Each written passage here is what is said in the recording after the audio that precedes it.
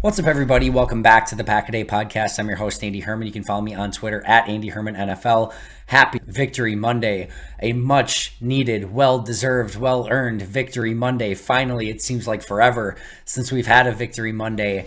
Packers get a huge win, 31-28. And first of all, I apologize, as you can probably tell. Still very much fighting a cold. Going to try to get through this episode as best as I possibly can. Makes it a lot easier to get through when the Packers picked up a huge win.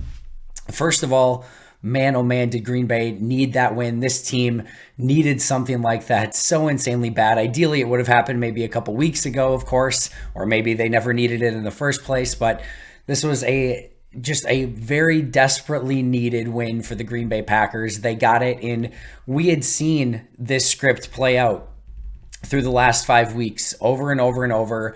Yeah, not always the exact same way, but Green Bay had the ability to be competitive, looked like they were going to have chances to win, but this looked like the same script where Green Bay was going to shoot themselves in the foot and ultimately find a way to lose.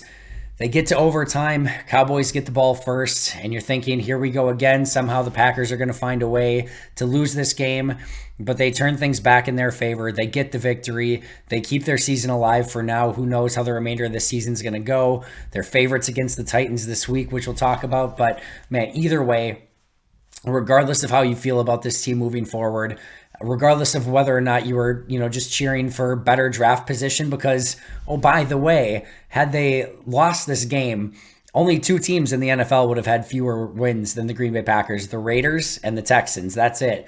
But I don't care about any of that right now. This was a much needed win for the Packers, the organization, the fans, and it just feels really great to have Victory Monday once again. This was a game of crazy swings. So the Cowboys go up 7-0 after really Green Bay had controlled the first quarter but missed their opportunity to get points. But Cowboys go up 7-0. The Packers go on a 14-0 run to take a 14-7 lead. The Cowboys go on a 21-0 run to take a 28-14 lead. And then the Packers go on a 17-0 run to end the game, to win the game 31-28. At one point, the Cowboys had a 96% win probability. That was when they were up 28-14. I believe it was actually right before the completed touchdown to Christian Watson on fourth down. It was fourth down Packers at 28-14, Cowboys lead, and they don't convert on that play and game's basically over, right? So a 96% win probability for the Cowboys that turned into a victory for the Packers. And this is really the first time all season that we had the ability to see this Packers team really respond well to adversity. Listen, this Packers team had two huge opportunities to completely fold on this game. And to some extent, it would have been understandably so. They've lost 5 in a row, and they're bearing that burden going into this game of just everything going against them. The first one, they're down 7-0, and they just had given up a 17-play touchdown drive, to the Cowboys. Packers run 2 plays, it's third down, and not only do they go 3 and out, but Rodgers fumbles deep in the Packers' own territory. It's 7-0 Cowboys. This seems like it's about to be 14-0 Cowboys, and what literally would have felt like just the entire weight of everything. The fans probably start booing at that point. It just felt like that was going to be a major moment for the Cowboys, just to stick an early dagger in the heart of the Packers. And instead, Rudy Ford comes up with a huge interception and keeps that at a 7-0 game, and the Cowboys come out empty-handed after a huge opportunity coming off the turnover. So that was opportunity one. That defense had just been on the field for 17 plays. They take over with almost no rest, with insane field position against them, and Ford comes up with the pick and makes that a much more competitive game at that point. Then, as we talked about, down 28-14, the Packers were at one point, it was 14-14, and the Packers had pinned the Cowboys deep in their own territory, and they were punting away, and the Packers were about to have the ball, first and 10, tied 14-14 at about midfield if they get a decent return out of that. Instead, not only do they not get a decent return out of Amari Rodgers, but of course he fumbles on the play. The Cowboys take over. They go down and score a touchdown. The Packers go 3 and out. Cowboys go down and score another touchdown, and it's 28-14 Cowboys late in the third quarter. That was another opportunity for this Packers team to fold and really just kind of give up on the game, on the season. And again, it would have been hard. It wouldn't have been hard to blame them to some extent. They've lost 5 in a row. Everything's going against them again. An Amari Rodgers fumble at the most inopportune of times. They're down 2 scores. And, Mike McCarthy's, coming into Lambeau, ready to get a win, ready to keep them in the victory column and chasing the Eagles. Everything at that point seemed like this was set up and destined to be a Cowboys win and a Packers loss.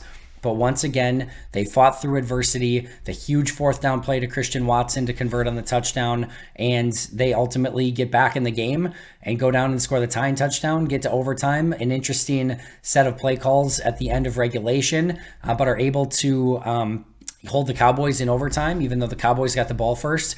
A really underrated play in this game, the holding penalty against the Cowboys, that negated a really big run into Packers territory. Cowboys were set up basically in field goal range at that point and would have had a 1st and 10. Dean Lowry, the one who drew the holding penalty on that play. I know the much maligned Dean Lowry, but he probably would have been able to stop the run basically in its tracks. But instead, they held him, and it backed the Cowboys back 10 yards, and ultimately was a huge part and a huge reason in the Packers getting the ball back and having the opportunity to go down and score the game-winning field goal. So for a team that has struggled all season long with handling adversity, both in games and from week to week, and just trying to stop this losing streak that they've been on, they had 2 just daunting moments in this game go against them, and what seemed like an incredible uphill climb. I think, if we're being honest, just about everyone expected, this is probably where the Packers fold and can't get out of their own way and give up, a play to the Cowboys that, seals the deal. And instead, it was the Packers coming up with the big plays when they needed to, and ultimately somehow finding a way to really pick up a very, very gritty win against a Cowboys team that didn't play their best game, not their best brand of football, but certainly played a game that was winnable enough for the Cowboys to come into Lambeau and pick up a victory. So kudos to the Packers when, again, everything was set against them to the extent of, trust me, it was their own mistakes more often than not, but when they were down and they could have folded, they didn't. And maybe for some of you, you're getting paid millions and millions of dollars to go out and play the game, go out and play it the right way. But in reality, sometimes that's not what happens. And that could have happened for Green Bay, but they found a way to pick up a victory. Of course, it feels only appropriate that we talk next about the 2 players who played absolutely phenomenal in this game and really gave the Packers an opportunity to not only win, but ultimately win the game. Christian Watson, number 1, and Rudy Ford, number 2. And in a way, both of them redemption stories from things that happened early in the game. Christian Watson started the game off with 2 drops, and it would have been easy to just kind of go away from him and maybe not target him the rest of the game. If they would have done that, very clearly they would have lost the game. Number 2, Rudy Ford missed the tackle early in the game on the Cowboys' first touchdown. Should have been stopped short of the end zone. Rudy Ford, I think, really his first missed tackle all season as a Packer, and unfortunately allowed the Cowboys to gain a touchdown early in this game. Both of them frustrating plays to start. And it's not always how you start. And this is what Christian Watson said in his post-game presser as well, and what teammates were telling him. It's not how you start, it's how you finish. Talk about a coming out party for Christian Watson. 4 catches, 107 yards, 3 touchdowns. And the 3 touchdowns are going to garner a ton of attention. The 1 non-touchdown was a huge 3rd down conversion on a sliding catch as well. So all 4 of those catches, insanely important for the Packers offense. But this shows you exactly what Christian Watson is capable of. Now, we saw the good, the bad, and the injured again for Christian Watson. He left the game for a little bit, went into the blue medical tent. It looked like, okay, here we go again with Christian Watson, another injury. Thankfully, it was nothing. He came back out and responded with a massive remainder of the game. We saw the bad, some drops, a play where he and Rodgers weren't on the same page on a back shoulder, and just some, kind of things like that we've seen out of Christian Watson all season. And then we saw the spectacular. And the reason why he was a trade-up candidate in the 2nd round, almost a first-round pick, pick 34 overall, right around there, and he just has all the talent in the world to be a game changer. He's not a complete player yet as a wide receiver. It's very clear he still needs to work on his hands, needs to be more consistent with his routes, but there's just things that he can do on a football field that very few players can. In a league full of super fast players, He just has a different gear. And at 6'4", and what he can do both, prior to the catch and gaining separation down the field, and then after the catch with his explosivity, like, he has the ability to be an absolute megastar if he can just, have a little bit more attention to detail and just catch with a little bit more consistency and regularity. Those are things that can come along with time. There could be some MVS to his game for the entirety of his career. There could be those plays where you have heartbreaking drops that are just, gut-wrenching, gut punch plays that really set you back. But there's also going to be those plays that it's just like, holy crap. I mean, they quite clearly do not win this game without Christian Watson. There's no way. There's absolutely no way. What he was able to do, on the deep touchdown, what he's able to do on the crossing route to get behind the defender, and then just come up with the game-tying touchdown at the end too. It's just big play after big play after big play for an offense that is in sore need of explosive plays and hasn't been able to generate them all season long. He is the player that can give you that. And there is there has to be an understanding that for at least the time being, and maybe going forward, this is probably what Christian Watson's going to be for a little bit. And hopefully he can start to eliminate some of the mistakes and really start capitalizing on some of the opportunities because he's such a special player. But sometimes you take a drop. Like, who do you care for? If I told you that Christian Watson was going to have 2 drops every game, but he was going to counter it with 3 explosive plays, you don't care about the drops at all. Like, you will take that trade-off every day of the week. It would be like saying, like, well, Aaron Judge hit 3 home runs, but he struck out 2 times. Well, we can't have that. He struck out 2 times. Well, no, he hit 3 home runs. Who cares if he had 2 strikeouts, So really fun game for him. Did a really good job run blocking as well, really coming along as a receiver. So is Christian Watson a complete wide receiver yet? No, he's not, but this is the type of playmaker that he has the ability to be. And even when he's not a complete wide receiver, he can still make a massive impact on the game for the Packers. And this was a huge step in the right direction for him. The other day I talked about, some of the glimmers of hope that we're hoping to see, from this team for the remainder of the season. Christian Watson today was a huge glimmer of hope of what could be moving forward. As I've said before, right now, a wide receiver trio of Dobbs and Watson and Toure, probably not that great, right? Like, it's some flashes, some good things here and there, and you don't hate that. There's a lot of upside there. But I really do believe in a couple years that trio, Toure, Watson, and Dobbs, could be a really, really good wide receiver core in this league. And again, we've seen the flashes from all 3 players, and hopefully we can kind of continue to see them moving forward. Again, the other player, Rudy Ford, man, this guy has done nothing but make plays every single time he's been on the field on defense. A huge assist, and thank you to the Jacksonville Jaguars for allowing him to be able to be a member of the Green Bay Packers and only seeing him as a special teams player. He came in as really what was supposed to be only a special teams player. He has had an instant impact on this defense.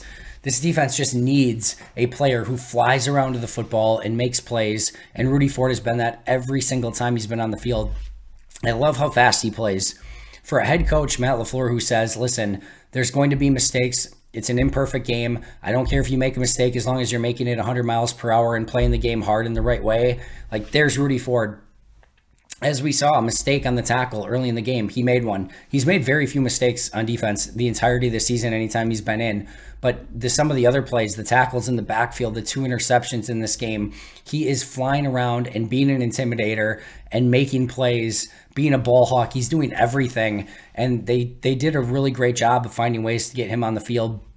He paid off those opportunities, and those opportunities should be even more for Rudy Ford going forward. He has been fantastic. He was Pro Football Focus's highest rated for defender for the Packers going into the game. He was my 3rd graded defender behind only Kenny Clark and Rashawn Gary going into the game. I have a feeling those numbers are going to only rise after this week and the 2 big picks from him. So phenomenal game from Rudy Ford, and fantastic find from Brian Gutekunst in the front office, and great job by this defensive staff. And maybe, again, it took a little bit longer than it should have, but fantastic job of getting him on the field and giving him an opportunity to make those plays, because they could have just kept him in a special teams role and kept him off of defense, but his presence was massive. And I think there's a lot of upside for Rudy Ford in this defense moving forward. 2 other players we have to mention that had huge performances in this game: Aaron Jones, 24 carries, 138 yards and a touchdown, 2 receptions for 18 yards, a huge focal point of this offense. A.J. Dillon had a really nice game as well, but man, the things that Aaron Jones can do with the ball in his hands, that cutback, to the cutback round, one on the touchdown where he did the Marshawn Lynch celebration, and then the other where he cut all the way across the field on a little spin move. I know he had the fumble on the play, which is, not advantageous. That would have been just a crushing fumble had they lost it on that play.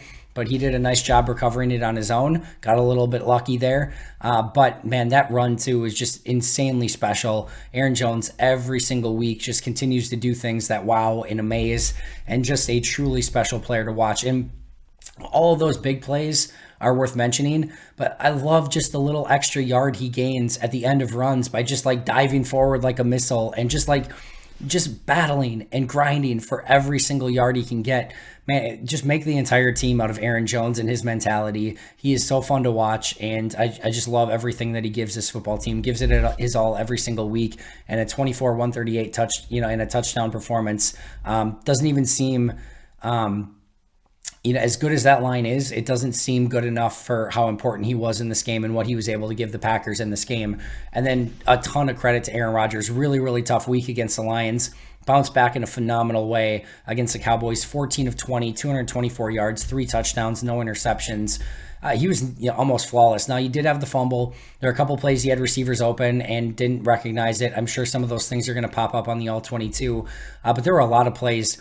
I mean, some of those, the passes he threw could not have been handed off any better. That back shoulder to Sammy Watkins, so the throws to Christian Watson deep, he was just he was on one. He was throwing absolute dimes all over the field. Even the play where Christian Watson didn't get his head turned around in time and didn't locate the ball, that was another one that was an absolutely gorgeous, perfect pass that probably should have been paid off with potentially Christian Watson's 4th touchdown of the game. So I thought Rodgers was phenomenal in this game. Really great bounce back week. Hopefully this is the Rodgers that we see for the remainder of the season. We still see exactly what he's capable of and can do in any given week. And hopefully this is the first of a epic stretch of Aaron Rodgers performances like he is able to pull out at any given moment. And hopefully we see a really impressive MVP-esque run from number 12 through the remainder of the season. This was a heck of a way to start things off. Overall, I love this formula for the Packers. 37 rushes for Jones and Dillon, only 20 pass attempts for Rodgers. And guess what? A lot of 8-man boxes by the Cowboys. And guess what? It didn't matter because the Packers stuck with the run. They had a game plan for it. They were able to get to the edges. They were able to run inside. Jones and Dillon both ran incredibly hard, and it was a very, very lucrative game plan for the Packers and how they were able to pay that off. So love that as well. We do have to talk about the big downside or the big negative in this game, and that's Amari Rodgers. I don't know what else there is to say. And I know that he finally got benched and Keyshawn Nixon is now the punt returner. Nixon had already taken over the kick returner duties. It is unfathomable in any way that you look at it that the Packers could have continued to put Amari Rodgers back there as punt returner still going into this game. I know that they kept saying, listen, what he does in practice is good. Who the hell cares? In games, he gives you nothing. And I mentioned this before, and I mentioned it on Twitter as well. It would be one thing if this was a Devin Hester-esque returner, and he had the ability to just take it to the house at any given moment and give you one of those big explosive plays that you're sorely lacking. And maybe in those situations, yeah, you live with a muff or a fumble here and there because he's so dangerous with the ball in his hands. I could maybe understand that. The reward is high, the risk is high, and you live with some of that volatility, sort of with Christian Watson on offense, right? In some extent, sometimes you're going to have a drop, sometimes you're going to have an explosive play. But there's no reward with Amari Rodgers. On that play where he fumbled, that was set up to be a pretty darn good return, and he did nothing with it. His good plays are an 8-yard punt return. He's not explosive at all. He doesn't break tackles. He doesn't juke people. He goes east and west far too often instead of north and south. His best plays is basically just catching the ball and not screwing something up. Though that's your reward. Your risk is 4 fumbles on the season now. The Amari Rodgers experience is sort of this Packers 2022 team in a nutshell. The front office fails to get this team a legitimate returner. They can somehow have 2 kickers active on game day, but not a single real true returner. How does that work? You have 69 roster spots and you can't find one that could be a competent returner. How is that possible? That's on the front office. Number two, the coaching staff. You know what? If Amari Rodgers screws something up once and you want to give him another chance, understandable. If he screws up twice and you want to give him a chance, okay. He screws up 3 times, 4 times, like, what are you waiting for? And that's on Bisaccia for continuing to put him back there, but that's also on Matt LaFleur. At one point, even if Bisaccia says, no, listen, I really trust Amari, at some point, you as the head coach, everything ends on your table. You have veto power. You have the ability to nix anything or go in any different direction at any given time. You have seen everything you need to see for a year and a half from Amari Rodgers as a returner. There's nothing there. There's no juice to squeeze that you're going to get anything out of. There's nothing. There's no reward. And everything is risk. And the risk is basically what would have cost you this game completely inexplicably. And I don't know what you can possibly be thinking. He's been awful. So why do you expect him to be anything other than awful? So it's on the coaches. And then it's on the player. Like, dude, you got chance after chance after chance after chance. Do you know how many guys in this league don't get a chance in the first place? Do you know how many guys never get a second chance? Very few get a third. You got a third and a fourth and a fifth chance at this thing. Dude, just catch the ball and return it. And I know, like, easy for me to say. I'm behind a microphone in front of a Bart Starr print in my basement. I get it. It's not easy. I understand that. But, man, you got so many chances to just return a punt. And nobody was asking you to do anything crazy. All you had to do was make sure you caught the ball and get a handful of yards every now and then. Nobody was expecting the next coming of Desmond Howard or Allen Rossum or Roel Preston. Just be competent. And you had time after time after time. So it's on the player.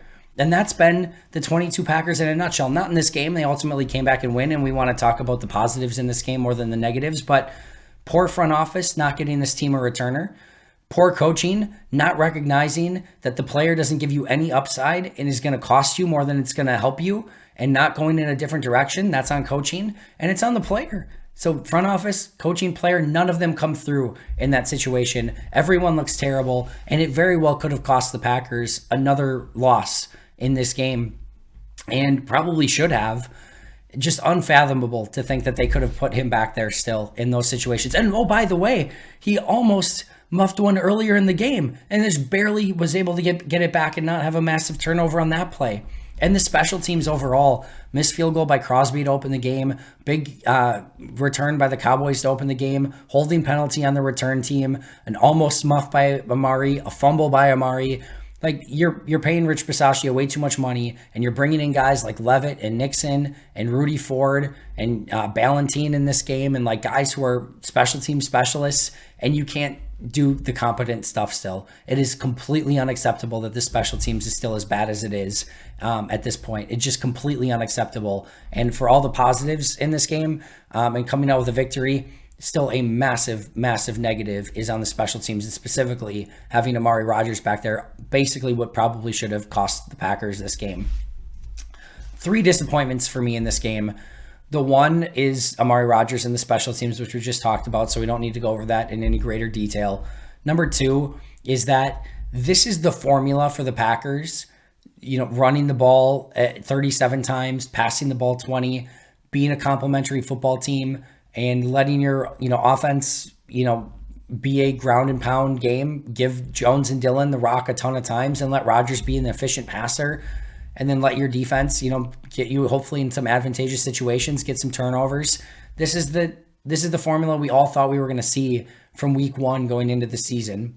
The fact that we saw it work on offense in this game to the level that it did, and clearly they hit on some of their explosives. That's going to change things quite a bit. If you actually hit on those explosives, that helps a lot. But the fact that it took them 10 games to get to this point, to really see this formula come to fruition and understand that this is the formula that they need to have work, is disappointing, especially when you see it on offense work as well as it did in this game. And again, maybe if Christian Watson's not hurt for the majority of the year, or in some of the games that he missed, maybe some of this changes, right? Or maybe he catches that pass against the Vikings and so on and so forth. But this is the right formula, and hopefully this is something that they can use to be successful moving forward. But the fact that it took until week 10, definitely a little bit disappointing. And then the other disappointment is, now that they did have this formula, and it does seem to be something that they can lean on moving forward. Run the ball, ground and pound, efficient passing offense, hit some explosives down the field. Just so much more disappointing to see no Rashawn Gary, because he has the ability to be the really great player on defense that elevates this defense. We saw how much this team missed Gary on defense. They still came up with some plays, still came out with the win, but I don't think the Cowboys get to 28 points in this game if Rashawn Gary's playing. So just such a bummer that he's not out there to help this team. So a couple last thoughts before I get out of here, because I feel like my throat is going to give out on me at any given moment here. Packers did put Darnell Savage in the slot and finally made that move. So base defense was still Rasul and Jair on the outside with Amos and Savage at safety. That's one where I might like to see Rudy Ford be moved to base safety instead of Savage, but at this point it's still Savage and Amos. In nickel, they went with Rudy Ford and Amos at safety with Savage in the slot and Douglas and Jair on the outside. And then in dime, you had Keyshawn Nixon come in the slot.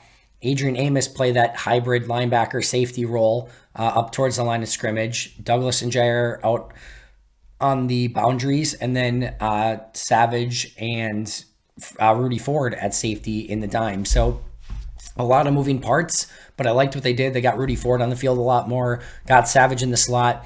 Some miscues from Savage still, not a perfect game. And I think there's going to be some, I don't think it's a perfect fit still for Savage, but I will say, and it's going to take some time to sort of sort it out and see if this is something that can continue to work. But I will say that I thought Savage played with a lot more confidence from the slot. They blitzed him from that nickel position, from the slot position a lot. And that he just seemed to play with a lot more confidence. So I like the move. I'm intrigued by it. I want to see what he can continue to do with more snaps there moving forward. But like some of the changes defensively for the Packers. Really quick too, Isaiah McDuffie, 13 tackles. Quay Walker, 8 tackles in this game. I am sure with the way that the Cowboys were able to run the ball, there were probably going to be some negative plays that show up on tape from McDuffie and Walker in this game. But there were some really big tackles too, and I really like McDuffie as an inside linebacker, especially on some early down stuff. He does a really good job getting off of blocks and making plays. He's been a fun player to watch for Green Bay in Campbell's absence. So I thought both those guys had nice games. Like I said, I'm sure there's some negatives on the tape too, but I thought they had positive days overall, and I'm excited to watch them on the All-22 when it comes out. Last but not least, Packers open as 2.5-point favorites against the Titans Thursday Night Football at Lambeau Field. Have the ability to win 2 games in basically 4 days, or 5 days, I guess. And after 5 weeks of losing in a row, the ability to pick up 2 wins in 5 days would be pretty incredible. So should be a fun matchup. I'm really excited for it, and just really, really excited. The Packers were able to pick up the victory that we're able to talk about. A Packers victory on this Victory Monday. Again, something so desperately needed, I think, for fans, coaches, front office players, etc. Just really great to get back in that win column. Thanks so much for joining me today. Hopefully this cold will be gone sooner rather than later, and I'll be back to talk to you like normal sooner rather than later. But I always appreciate you joining me. I will be right back here tomorrow no matter what. But until next time, and as always, go Pack Go.